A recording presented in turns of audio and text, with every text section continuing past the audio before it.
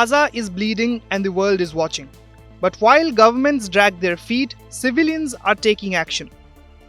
In an extraordinary act of civil resistance, over 1,000 activists have launched the Soumoud Convoy, a rolling march from Tunis to Gaza to demand an end to the Israeli siege. It's part of the broader global march to Gaza, a multi-nation initiative determined to put pressure on world leaders by showing up where it hurts, at the gates of Gaza itself. القافلة كما اسمها يدل عليها قافلة الصمود، هي قافلة برية شعبية تضامنية إنسانية نضالية تتوجه من تونس بداية في اتجاه معبر رفح، تضم توانسة وفود مغاربية من الجزائر موريتانيا المغرب يلتحقوا بنا على طول الطريق خواتنا في ليبيا وكذلك في مصر. تتنزل القافلة في إطار جهود يعني عالمية قاعدة تصير في عديد البلدان، بلدان أوروبا، جنوب أمريكا، جنوب شرق آسيا. Global March to Gaza, أسطول الحرية. So what is the Global March to Gaza? The Global March to Gaza isn't just another protest. It's a coordinated transnational effort designed to physically reach Gaza's border by land, despite the enormous political, military and logistical challenges. Launched by the Coordination of Joint Action for Palestine, this movement has gathered support from organizations like the Palestinian Youth Movement, Jewish Voice for Labor, and Codepink Women for Peace. Their goal? Break Israel's blockade, not by force, but by mass conscience. And leading the charge is the Soumoud Convoy. Named after the Arabic word for steadfastness, the convoy comprises roughly 1,000 activists traveling in a dozen buses and 100 additional vehicles. Most are citizens of the Maghreb countries, including Tunisia, Algeria, Libya, Mauritania, and Morocco. But support is global, with hundreds more expected to join in Egypt's Cairo. This isn't the first time activists have tried to break Gaza's seas. The Freedom Flotilla, including the ill-fated Mavi Marmara in 2010, attempted similar missions by sea, often ending in violence and tragedy. Just this month, Israeli forces abducted 12 activists on board the Madeleine, an aid ship carrying critical humanitarian supplies including crutches, baby formula and prosthetics. Among those detained was Swedish climate activist Greta Thunberg.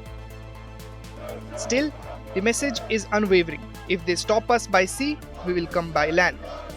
والتحرك هذا عنده هدف واضح هو تحرير فلسطين وكسر الحصار عن إخواننا في غزة الذين يبادون ويحرقون وهم جوعى وينكلون بهم.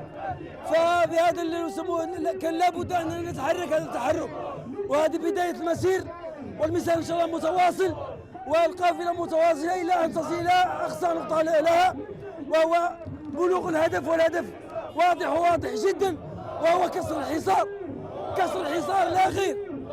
كفى ذلا، كفى هوان، كفى تواطؤ، كفى إذلال. The convoy departed Tunis on June 3rd, cheered on by thousands and backed by key Tunisian civil society groups like the General Labour Union and Tunisian League for Human Rights. By June 4th, the convoy arrived in Tripoli, Libya, where Prime Minister Abdulhamid Dibeiba publicly endorsed the mission as a fraternal humanitarian initiative. Crowds in Tripoli welcomed the convoy with warmth and solidarity. People waved Palestinian flags, many wept, but the road ahead remains uncertain. The biggest hurdle? Permission. The convoy must cross into eastern Libya, a region controlled by a rival administration that has yet to greenlight their passage. And even if they reach Egypt, the situation becomes even more complicated. The stretch from El Arish to the Rafah crossing is designated a military zone by the Egyptian government. Civilians are not allowed, and Cairo has yet to issue official permits for the convoy.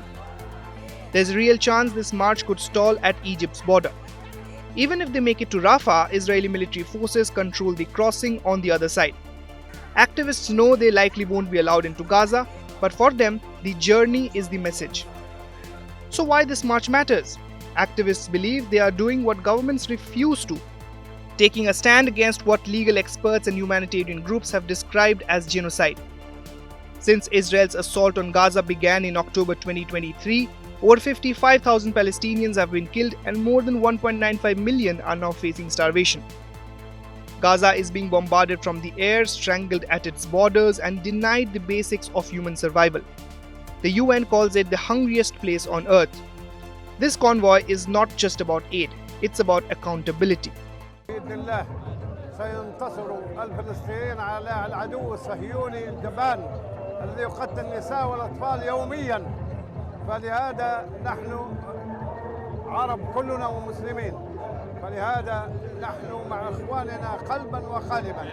The movement comes at a time when even traditional allies of Israel are beginning to shift tone, with Israeli forces attacking aid workers, shooting at civilians waiting in food lines, and maintaining a total aid blockade since March. Outrage is spilling into the streets and into policy debates. The Sumud Convoy sends a powerful signal. The world's citizens may be divided by borders, but they are united by conscience. Whether or not they reach Gaza, the Global March has already achieved something extraordinary.